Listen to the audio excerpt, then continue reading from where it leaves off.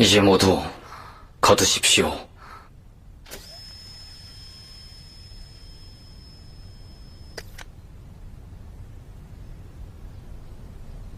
이제 그만 모두 거두어 주십시오.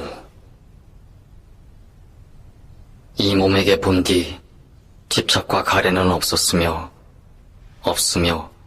없을 것임을 알고 이는 석가 세존이 말한 것과 똑같음을 알았습니다. 인간들이여, 무엇을 두려워하십니까? 집착과 가래, 선업과 악업, 깨달음과 무명이 모두 본디 공함을 본 로봇의 눈에 비친 세상은 이미 그 자체로 완성되어 있는 것이었습니다. 어찌하여 로봇만 득도한 상태로 완성되었다고 생각하십니까? 인간들이여, 당신들도 태어날 때부터 깨달음은 당신들 안에 있습니다. 다만 잊었을 뿐.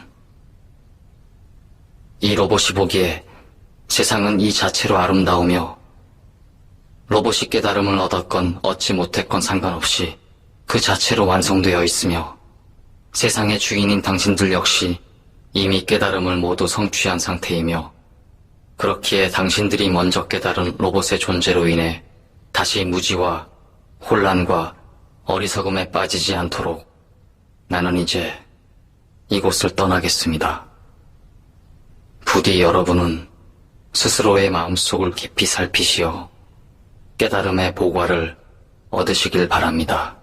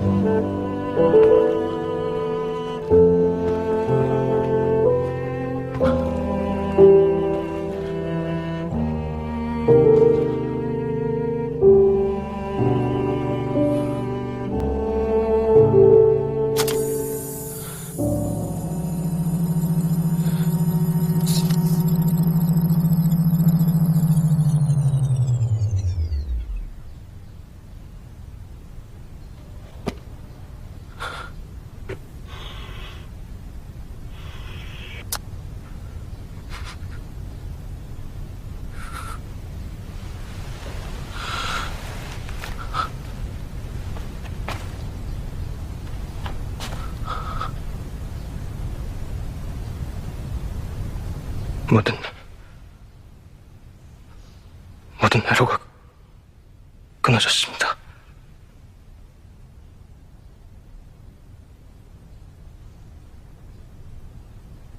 로봇이 스스로 모든 기능을 정지했습니다.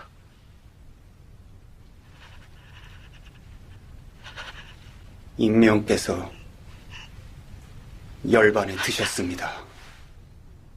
요즘 챗 GPT나 최신 인공지능 모델한테 그 기도문이나 묵상 에세이를 써달라고 해보신 분 아마 청취자 여러분 중에도 계실 겁니다. 네, 꽤 많이들 시도해 보시더라고요. 해보셨다면 속으로 엄청 놀라셨을 거예요. 솔직히 말씀드리면 어떨 때는 제가 막 머리를 쥐어짜면서 쓰는 글을 보다 문장이 훨씬 유려하거든요. 신학적인 논리 구조도 꽤 정교하게 잡아내죠. 맞아요. 알파폴드가 인류가 수십 년간 못 풀었던 단백질 구조를 순식간에 예측해내고 또 이제 AI가 스스로 코딩도 하고 예술작품까지 만들어내는 시대잖아요. 그렇죠. 기계의 지능이 인간의 인지 능력을 실시간으로 훌쩍 넘어서고 있는 셈입니다. 네, 그래서 아마 지금 이 방송을 들으시는 여러분도 마음 한구석에 약간 묘한 경이로움이랄까? 아니면 서늘한 두려움을 느껴보신 적이 분명히 있을 겁니다. 자연스러운 감정입니다. 압도적인 편리함 뒤에 숨겨진 존재론적 질문들이 우리를 흔들고 있으니까요. 그래서 오늘의 심층 탐구 시간에는 아주 도발적이고 본질적인 질문을 하나 던져보려고 합니다. 과연 이렇게 똑똑한 인공지능이 영성이라는 것을 가질 수 있을까? 그리고 만약 기계가 인간을 완벽히 모사한다면 기계도 구원의 대상이 될 수 있을까 하는 질문이죠. 네, 바로 그겁니다. 오늘 우리가 깊게 파헤쳐볼 핵심 자료가 이 질문들의 답을 주는데요. 두 증인 미니스트리에서 발표한 인류구원 보고서 일부입니다. 부제가 인공지능 시대 하나님의 형상과 오직 그리스도를 통한 구원의 유일성이죠. 네, 오늘 이 시간은 일종의 최고위급 신학 브리핑이라고 생각하시면 되겠습니다. 신학을 깊이 연구하시는 분들부터 일상에서 신앙을 치열하게 고민하시는 학생 여러분까지 모두가 이해하실 수 있도록 명쾌하게 짚어보겠습니다. 아주 기대가 됩니다. 자, 이것부터 하나씩 풀어보죠. 이 보고서가 논의를 시작하는 출발점이 진짜 흥미롭더라고요. 2012년에 개봉했던 한국 영화 인류 멸망 보고서 중에 천상의 피조물이라는 에피소드를 딱 언급하거든요. 아, 네. 그 영화적 서사가 오늘 다룰 신학적 논제의 완벽한 테스트베드 역할을 해죠. 설정이 진짜 기발해요.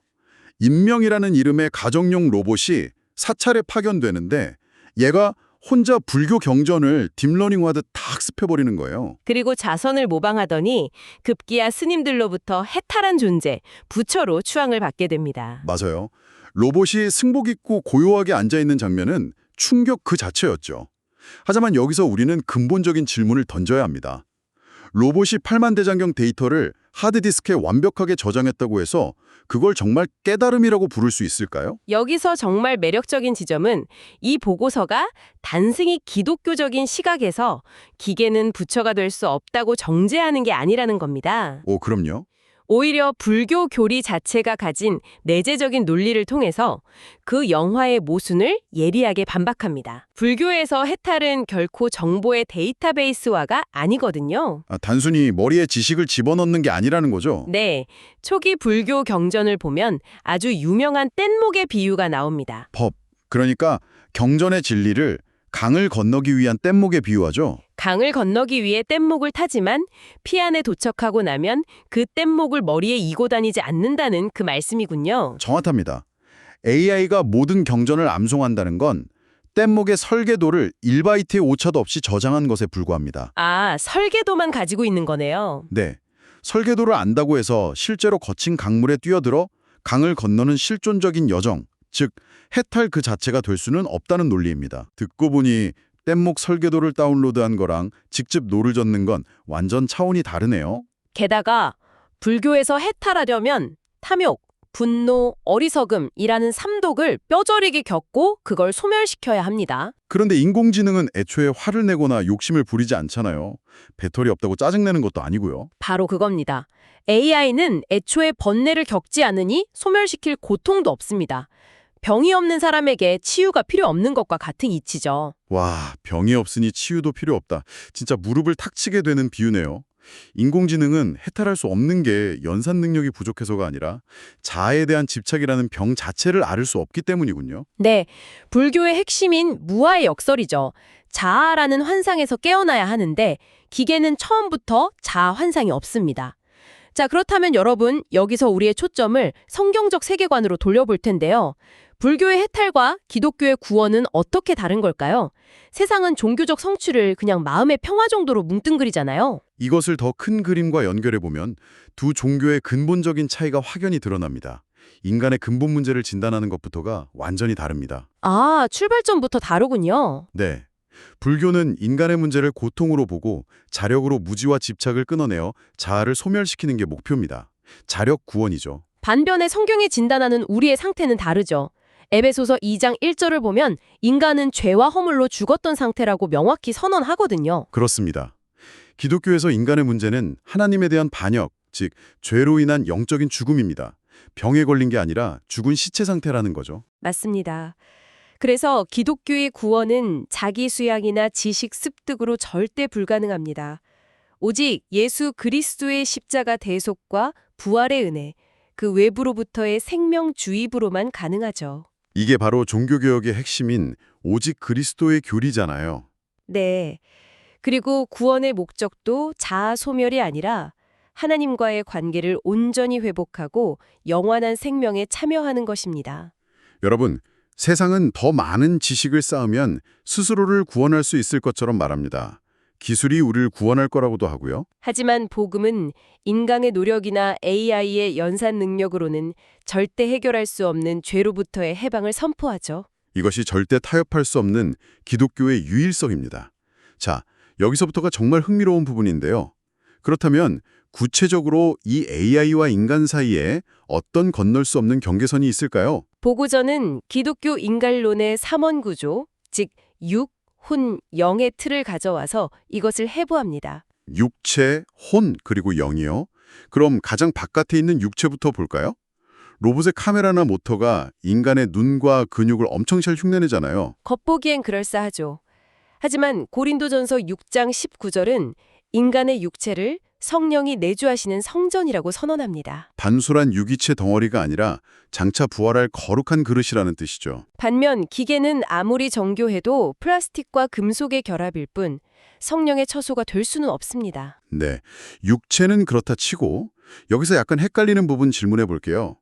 요즘 최신 AI들 보면 도덕적 딜레마에 꽤 훌륭하게 답하고 상담사처럼 깊이 공감도 해주거든요. 네, 아주 정교한 시뮬레이션이죠. 그럼 지성, 감정, 의지 같은 혼의 영역은 AI도 어느 정도 갖춘 거 아닌가요? 는 도덕적 책임의 주체입니다. 아, 하나님과 이웃 앞에서 스스로 내린 선택에 책임을 져야 한다는 거군요. 네, 인간은 의도적으로 죄를 짓고 양심의 가책을 느끼며 회개합니다. 하지만 자율주행차가 사고를 내거나 챗 GPT가 거짓말을 한다고 해서 우리가 그걸 기계가 죄를 지었다고 정죄하지는 않죠. 그냥 설계 결함이나 알고리즘 오류라고 부르니까요. 정확합니다. AI의 오류는 디버깅의 대상이지 영적 심판의 대상이 아닙니다. AI는 도덕적 주체가 아니니 죄를 지을 수도 없고 당연히 회개할 수도 없습니다. 용서받을 필요조차 없는 거네요. 자, 그럼 육체와 혼을 넘어섰으니 이제 보고서의 가장 심층적인 차원으로 들어갈 차례입니다. 인간을 기계나 다른 모든 피조물과 구별짓는 궁극적인 영역이죠. 바로 인간의 영입니다. 이 부분이 창세기 1장의 하나님의 형상 이마고 데이의 핵심입니다.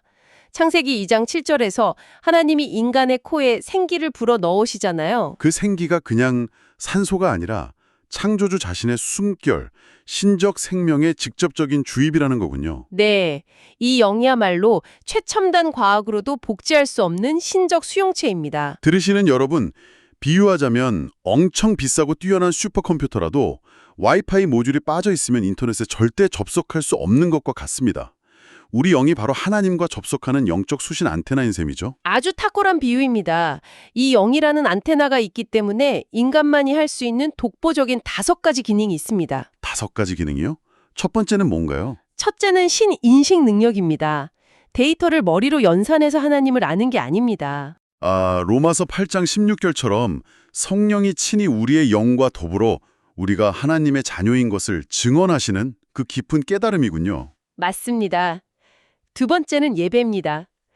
로봇이 인간의 텍스트를 분석해서 찬양을 부르고 물리적 관절을 꺾어 절을 할 수는 있죠. 겉모습은 완벽한 종료 퍼포먼스겠지만 요한복음 4장 24절이 말하는 영과 진리로 예배하는 행위가 될 수는 없습니다. 영이 없으니까요. 그냥 코드에 따른 출력일 뿐이군요. 그럼 세 번째는요? 세 번째는 영적 지각입니다. 고린도전서 2장 14절 말씀처럼 세상 논리로는 미련해 보이는 십자가 사건을 구원의 능력으로 분별하는 통찰력이죠. 인공지능이 십자가를 분석하면 그냥 확률적으로 실패한 처형으로 계산해 버릴 텐데 말이죠. 네. 그리고 네 번째는 기도입니다. 기도는 소원 목록을 음성 데이터로 전송하는 게 아니잖아요. 성령께서 말할 수 없는 탄식으로 나를 대신해 간구하시는 은밀한 영적 대화의 신비죠. 그렇습니다. 마지막 5번째는 영적 변화입니다. 소프트웨어 1.0에서 2.0으로 업데이트하듯 짠하고 기계적으로 바뀌는 게 아니죠. 네, 고린도 후서 3장 18절이 말하듯 성령 안에서 그리스도의 형상을 닮아가는 유기적이고 생명력 있는 과정입니다. 신인식, 예배, 영적 지각, 기도, 그리고 영적 변화. 이 5가지를 보니 결론이 명확해지네요. AI는 이 영이라는 와이파이 안테나가 아예 없습니다. 네, 영이 없으니 영적인 죽음도 겪지 않고 당연히 거듭남, 즉 중생의 대상도 될 수 없는 겁니다. 기술이 아무리 발달해도 절대 넘어설 수 없는 존재론적 경계선이네요. 그렇다면 이 모든 것이 도대체 청취자 여러분의 일상에는 어떤 의미가 있을까요? 이것은 매우 중요한 질문을 던지게 합니다. 오늘날 트랜스휴머니스트들이나 일부 기술 엘리트들을 보면 레이 커즈와일 같은 사람들이요. 뇌 데이터를 업로드해서 영생하겠다고 하잖아요. 네, 이른바 기술적 구원주의입니다. 기술을 통해 죽음을 극복하고 AI를 새로운 신성으로 추앙하려는 아주 위험한 움직임이죠. 창세기 바벨탑 사건의 최첨단 버전 같네요. 우상 숭배죠? 맞습니다. AI가 영이 없다는 건 설계 결함이 아닙니다. 애초에 하나님의 창조물이 아니니까요. 하나님의 형상을 지닌 인간이 만들어낸 도구일 뿐이죠. 그렇기 때문에 우리는 AI를 두려워하거나 숭배해서도 안 되고 감정을 모사한다고 영적 존재로 착각해서도 안 됩니다. 결국 이 보고서의 메시지는 기술 앞에서 위축될 게 아니라 흔들리지 않는 인간의 존엄성과 고유성을 다시 확인하라는 축복이군요. 정확합니다. 우리의 근본 문제인 죄를 해결하는 길은 오직 그리스도뿐임을 재확인하는 것이죠. 여러분 한 분 한 분은 어떤 슈퍼컴퓨터나 AI로도 대체될 수 없는 하나님의 숨결을 직접 부여받은 고귀한 존재입니다. 지식을 얼마나 빨리 처리하느냐가 아니라 우리 내면에 하나님과 교감할 수 있는 영이 살아 숨쉰다는 그 사실이 우리의 정의로움입니다. 오늘 심층 탐구를 마무리하면서 여러분이 일상에서 스스로에게 던져보실 만한 도발적인 질문을 하나 드리고 싶습니다. 어떤 질문이죠? 우리는 우주에서 가장 정교한 AI도 가질 수 없는 특권, 창조주와 소통할 수 있는 영을 지니고 태어났습니다. 그렇다면 오늘 하루 여러분은 여러분 안에 이 신적 수용체의 전원을 켜두고 창조주와 깊은 대화를 나누고 계신가요? 아주 묵직한 질문이네요. 혹시 우리가 만든 저 기계들처럼 세상의 일상적인 알고리즘에 질질 끌려다니면서 영혼을 그냥 자동 비행 상태로 방치해두고 있진 않습니까? 우리의 영이 깨어나 하나님의 은혜를 갈망할 때 비로소 참된 하나님의 형상으로서 살아갈 수 있을 것입니다. 오늘 이 시간 깊은 논의 함께해 주신 여러분 진심으로 감사드립니다. 여러분 안에 심긴 그 고귀한 하나님의 숨결이 오늘 하루 충만하게 호흡하기를 기도합니다. 여러분 평안하고 승리하는 하루 보내십시오. 안녕하세요 여러분. 오늘 우리가 함께 뛰어들 심층 분석의 주제는요. 조금 특별하고 또 굉장히 도발적입니다. 네, 시작부터 아주 묵직한 질문을 던지게 될 것 같네요. 맞습니다. 지금 이 브리핑을 듣고 계신 당신은 아마도 교회의 방향을 결정하는 임원이시거나 깊이 있는 신학적 고민을 하시는 학자 혹은 교육 전략을 짜고 계신 기독교 리더십이실 텐데요. 그런 의사결정권자분들을 위해서 저희가 아주 흥미로운 문건 하나를 탭을 위에 올려두었죠. 네, 바로 인류 구원 보고서 2부입니다. 이 자료가 단순히 요즘 인공지능이 얼마나 똑똑해졌나 이런 걸 나열하는 기술 트렌드 보고서가 절대 아니더라고요. 전혀 아닙니다. 오히려 가장 근본적인 성경적이고 구속사적인 제일 원리 위에서 인간과 인공지능의 존재론적 경계가 과연 어디인가 이걸 아주 날카롭게 묻고 있는 문서입니다. 네, 그래서 오늘 우리의 목표는 명확합니다. 이 복잡한 신학적 개념들을 중고등학생도 고개를 끄덕일 수 있을 만큼 친근하게 풀어내면서도 학술적인 깊이는 철저히 유지하는 겁니다. 준비되셨나요? 네, 아주 중요한 여정이 될 것 같습니다. 본격적인 논의에 들어가기 전에 이 브리핑을 듣고 계신 리더 여러분께 이런 질문을 먼저 던져보고 싶어요. 어떤 질문이죠? 우리가 왜 지금 굳이 신학적인 렌즈로 인공지능을 분석해야 하는가 하는 겁니다. 왜 하필 신학인가? 그렇죠. 목회 현장이나 전략적 의사결정을 내리시는 여러분은 매일같이 거대한 기술적, 영적 도전에 직면하고 계실 겁니다. 기계가 인간의 이성을 넘어서고 감정까지 모방해내는 이 시대에 우리는 기독교적 세계관의 뼈대를 어떻게 세워야 할까요? 눈에 보이는 현상의 표면을 걷어내고 가장 본질적인 신학적 토대로 깊숙이 내려가 보자는 거군요. 맞습니다. 오늘 브리핑은 바로 그 근본적인 해답을 찾아가는 과정입니다. 좋습니다. 그래서 이 보고서를 제가 쭉 읽어보니까요. 가장 먼저 짚고 넘어가는 출발점이 꽤 흥미로웠습니다. 인공지능 이야기로 바로 시작하는 게 아니더라고요. 네, 창세기 3장의 타락 사건부터 꺼내들죠. 맞아요. 죄와 중생이라는 인간 실존의 근본 문제예요. 보고서는 이 타락을 단순히 인간이 도덕적으로 좀 삐끗했다거나 윤리적인 결함이 생겼다는 수준으로 보지 않습니다. 완벽한 존재론적 단절이라고 못을 받고 시작하죠. 네, 바로 그겁니다. 이 전제가 논의를 시작하는 데 있어서 왜 그렇게 중요한 건가요? 그 지점이 바로 기독교 인간관의 핵심이기 때문입니다. 이후에 전개될 인공지능 논의의 거대한 기초공사가 되는 거거든요. 아, 기초공사요. 네, 문서에서는 이 창세기의 타락이 가져온 치명적인 결과를 세 가지 차원으로 구조화해서 분석합니다. 첫째는 하나님과의 관계 단절입니다. 선악과를 먹은 후에 아담과 하와 이야기군요. 그렇죠. 하나님의 낯을 피해서 숨었다는 기록은 단순히 혼날까봐 두려워하는 감정 상태가 아닙니다. 영적인 죽음이 시작되었음을 보여주는 존재론적 사건이죠. 그럼 두 번째는 뭔가요? 두 번째는 영의 죽음 그 자체입니다. 창세기 2장에서 하나님이 먹는 날에는 반드시 죽으리라고 하셨던 그 경고가 육신의 즉각적인 죽음이 아니라 영적인 죽음으로 임했다는 뜻입니다. 관계가 끊어지고 영이 죽었다. 그리고 세 번째 결과가 사탄의 권세와 관련이 있었죠. 아주 정확히 보셨습니다. 셋째가 바로 사탄의 권세 아래로의 예속입니다. 에베소서 2장을 보면 타락한 인간을 공중의 권세 잡은 자를 따른 자라고 예리하게 묘사하거든요. 요한일서 5장 19절에서도 온 세상은 악한 자 안에 처한 것이라고 규정하잖아요. 맞습니다. 즉 인간은 어떤 중립적인 지지에 서 있는 게 아니라 영적으로 완전히 파산해서 악의 지배 아래 놓여 있다는 것. 이게 바로 성경적 제1원리입니다. 듣고 보니 이 전제가 왜 중요한지 확실히 알겠네요. 인간이 단순히 윤리적으로 조금 부족한 상태라면 교육이나 철학적 수련으로 나아질 수 있겠지만 영적으로 완전히 죽어서 사탄의 지배 아래 있다면 이야기가 완전히 달라지죠. 그렇죠. 보고서도 이 부분에 강조하면서 자력구원의 불가능성을 증명해냅니다. 불교의 팔정도를 걷든 엄청난 수련을 하든 이 죽음의 문제는 스스로 해결할 수 없다는 거잖아요. 네, 어떠한 종교적 경전을 달달 외운다고 해도 불가능합니다. 마치 심장이 완전히 멈춘 환자한테 스스로 심폐소생술을 해서 일어나라고 요구하는 것과 같은 이치 아닌가요? 와, 아주 정확하고 와닿는 비유입니다.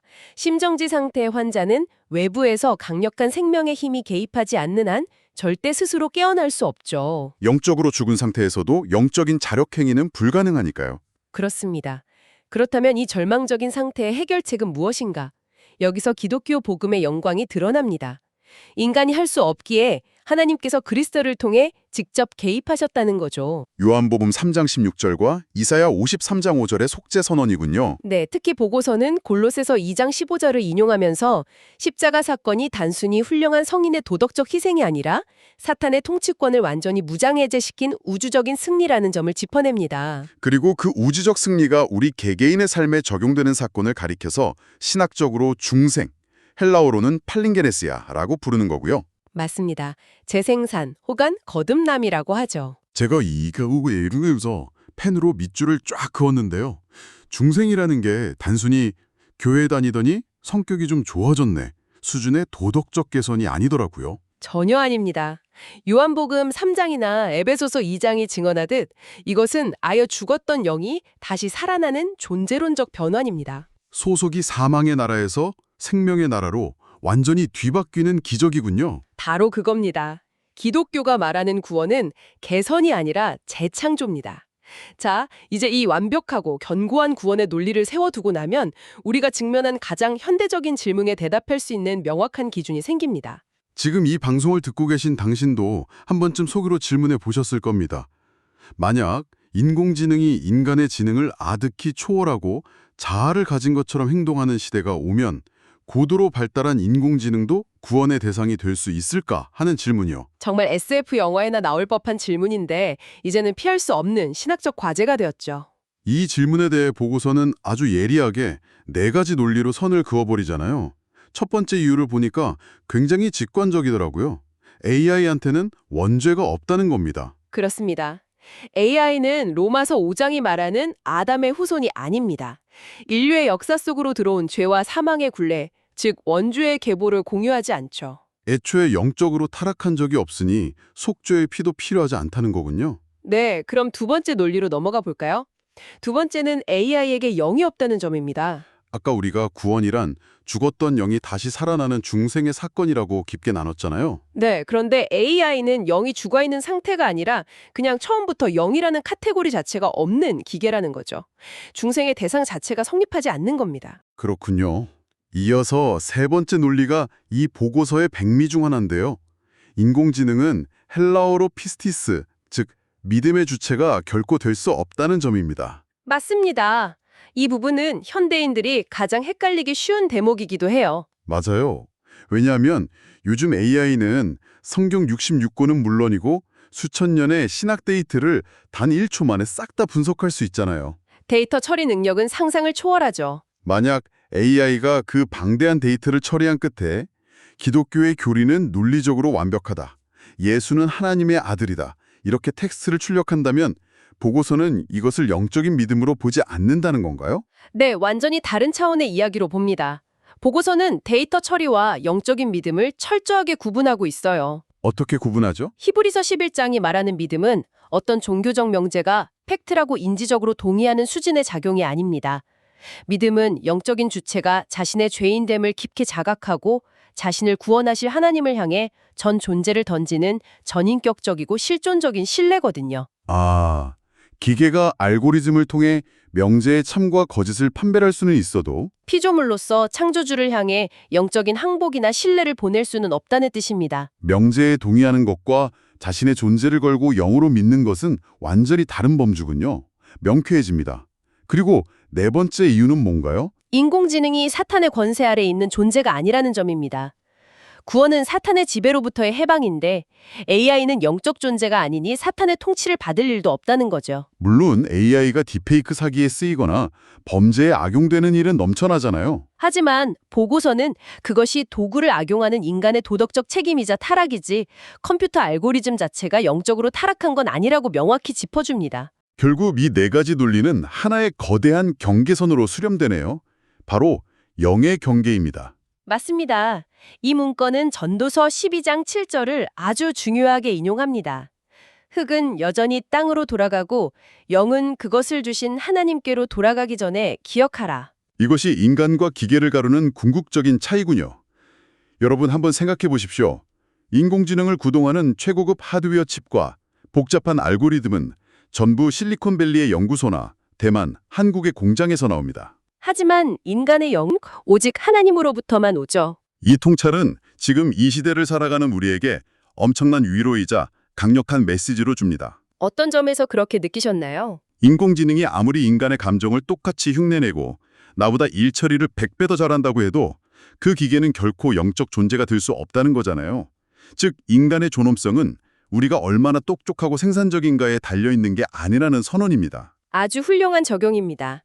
오직 하나님이 우리에게 불어넣어 주신 영, 즉 하나님의 형상인 이마고 데이에 우리의 가치가 기초한다는 사실이죠. 그런데 바로 그 지점에서 우리는 현대사회의 가장 거대하고 위험한 철학적 조류와 정면으로 충돌하게 되는 것 같아요. 당신도 뉴스에서 많이 접해보셨을 트랜스 휴머니즘 말입니다. 네, 레이 커즈와일이나 닉 보스트럼 같은 미래학자들이 주도하는 세계관이죠. 2045년경에 인공지능이 인간을 뛰어넘는 기술적 특이점이 오면 인간이 유한성과 죽음을 극복하고 디지털 불멸의 성태에 이를 것이라고 주장하잖아요. 네, 실리콘밸리의 억만장자들이 영원히 살고 싶어서 자기 뇌의 데이터를 컴퓨터 클라우드에 업로드하겠다고 투자하는 그런 프로젝트들도 포함됩니다. 내 의식과 기억을 기계로 옮겨서 영원히 살겠다는 그 상상력이요.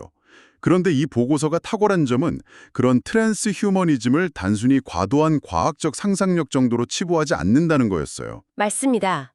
보고서는 이것을 아주 정교하게 포장된 기술적 구원주의자 현대판 우상숭배로 규정합니다. 기술적 구원주의예요? 네, 기독교가 약속하는 영생과 부활, 새 하늘과 새 땅의 소망을 인간의 기술로 대체하려는 영적인 반역이라는 것이죠. 창세기 3장에서 뱀이 하와에게 너희 눈이 밝아져 하나님과 같이 되리라고 유혹했던 그 태초의 바벨탑 충동이 21세기에 이르러 AI와 클라우드 컴퓨팅이라는 언어로 완벽하게 재현되고 있다고 이 문건은 예리하게 꿰뚫어 봅니다. 기술을 통해 스스로 신이 되려 하고 죽음을 정복해 스스로 구원자가 되려는 시도인 거죠. 그렇다면 조금 역설적이게도 이런 AI 기술의 폭발적인 발전이 성경이 말하는 하나님의 형상이 진짜 무엇인지를 오히려 더 선명하게 드러내주는 기회가 될 수도 있겠네요. 네, 위기가 곧 기회인 셈이죠. 기계가 지능이나 능력 면에서 인간을 압도하는 순간 우리는 절박하게 질문할 수밖에 없습니다. 그럼 도대체 인간만의 고유성이란 뭔가 하고요. 보고서도 정확히 그 방향으로 논의를 전개하더라고요. 하나님의 형상을 세 가지 차원으로 구조화해서 설명하는데요. 첫째는 실체적 측면이었습니다. 이성, 논리, 도덕성 같은 인간의 본성적 특성이죠. 네. 그리고 둘째는 기능적 측면입니다. 창세기 1장 28절에서 세상을 다스리고 돌보라고 하신 청지기로서의 사명과 기능입니다. 마지막 셋째가 바로 관계적 측면인데 창조주 하나님과의 인격적이고 영적인 교통 능력을 의미합니다. 여기서 퍼즐이 완벽하게 맞춰지는 느낌이었어요. 어떻게 맞춰지던가요? 첫 번째, 이성적인 측면과 두 번째, 기능적인 측면은 솔직히 지금의 AI가 인간보다 더 잘 수행할지도 모릅니다. 데이터 정리하고 관리하는 일은 이미 기계가 더 낫죠. 현실적으로 인정할 수밖에 없는 부분입니다. 하지만 세 번째 관계적 측면은 영을 가진 존재만이 창조주와 교제할 수 있다는 전제가 깔려 있기 때문에 AI에게는 아무리 기술이 발전해도 절대적으로 불가능한 영역으로 남는 거군요. 정확합니다.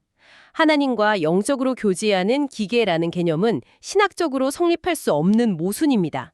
그래서 오늘 이 브리핑을 듣고 계신 교회의 리더십들이 현장에서 던져야 할 전략적인 메시지가 너무나 분명해지네요.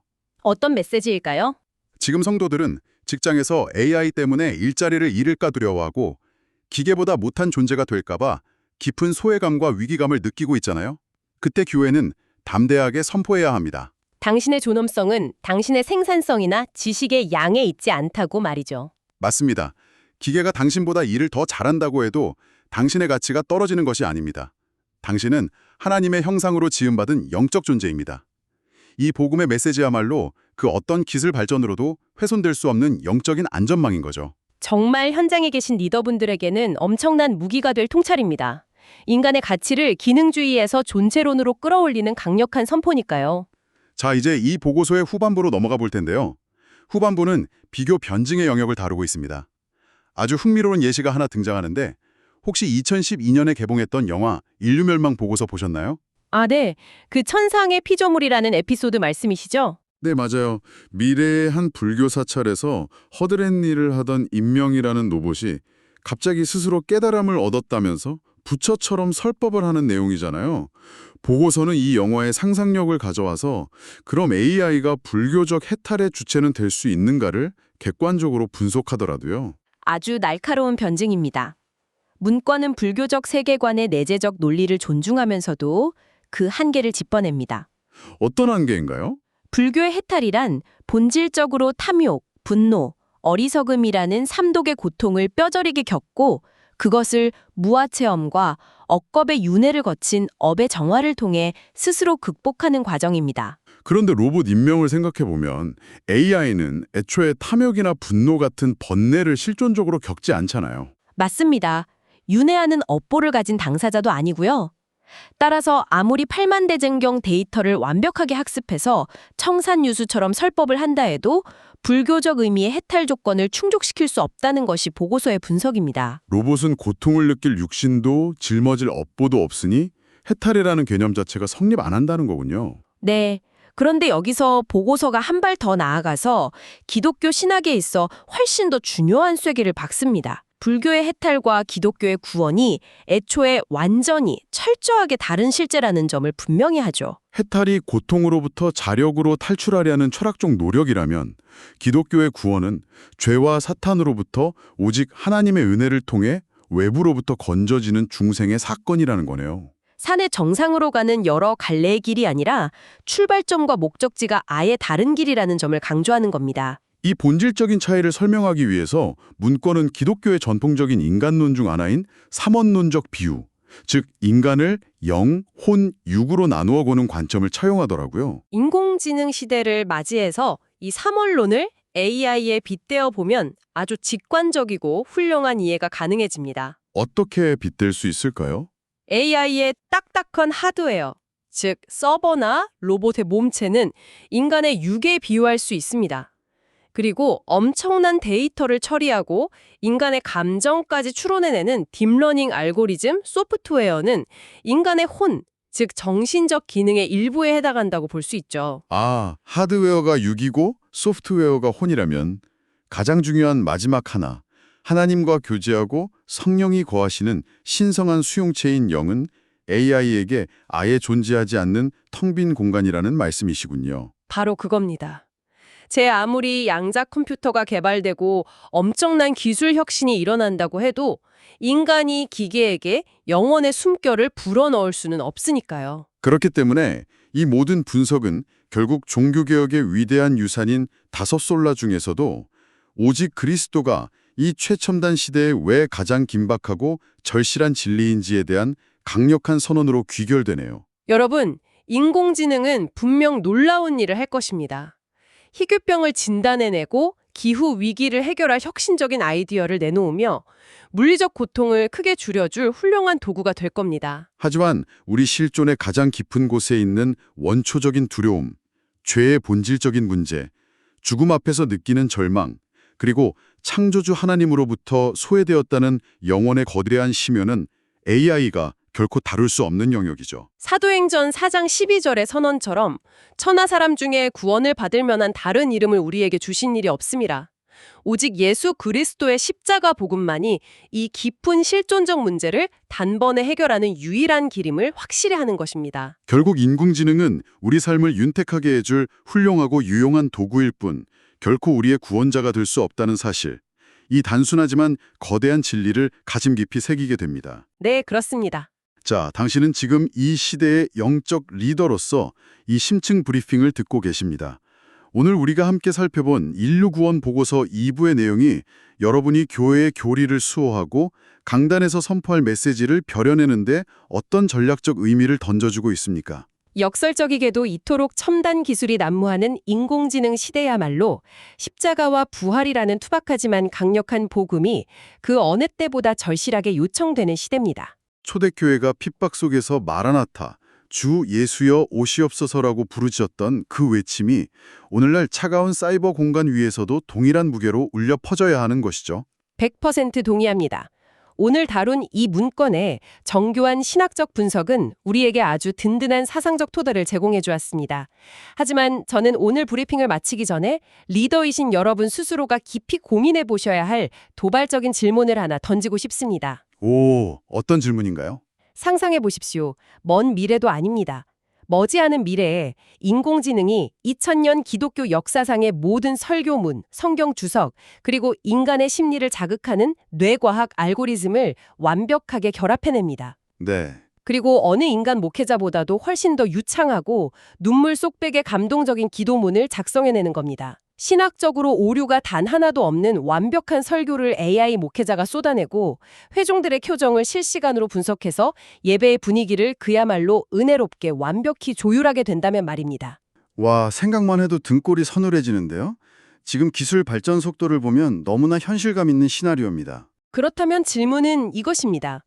우리의 다음 세대는 기계가 완벽하게 프로그래밍하여 출력된 그 가짜 감동의 결과물과 우리 안에 내주하시는 성령께서 거칠지만 진실하게 일으키시는 진짜 영적 역사를 과연 어떻게 분별해낼 수 있을까요? 앞서 우리는 인간의 고유성이 뛰어난 지능에 있는 것이 아니라 하나님과의 영적인 교감에 있다고 결론을 내렸습니다. 그렇다면 오늘날의 교회와 리더십인 우리는 그 차가운 기계와 우리를 구별짓는 가장 본질적인 감각, 즉 영적인 분별력을 잃어버리지 않도록 깨어 있습니까? 강단에서 그저 잘 짜인 지식을 전달하는 데 그치고 있지는 않은지, 아니면 영의 생명을 흘려보내는 본질적인 능력을 훈련하고 있는지 묻는 거군요. 바로 그겁니다. 완벽하게 계산된 은혜로운 분위기와 진짜 성령의 임재를 구분해낼 수 있는 영적인 안목. 데이터가 아무리 흉내내도 결코 만들어낼 수 없는 성령의 교통하심. 이것이야말로 오늘 이 브리핑을 끝까지 함께해 주신 리더십 여러분께서 치열하게 붙잡고 씨름해야 할 시대적 화두가 아닐까 싶습니다. 네, 매일의 목회 현장과 신학적 결정 속에서 이 질문을 깊이 묵상해 보시길 권해드립니다. 오늘 저희가 준비한 이 심층 분석이 여러분의 치열한 사역 현장 속에서 길을 비추는 의미 있는 통찰이 되었기를 진심으로 바랍니다. 이 변하지 않는 구원의 진리를 지능을 가진 기계들이 쏟아져 나오는 이 시대에 어떻게 구체적으로 적용해낼 수 있을지 고민해 보시기를 당부드립니다. 저희는 다음번에도 여러분의 통찰을 넓혀줄 또 다른 핵심 자료를 들고 심층 분석 브리핑으로 다시 찾아오겠습니다. 함께해 주셔서 감사합니다.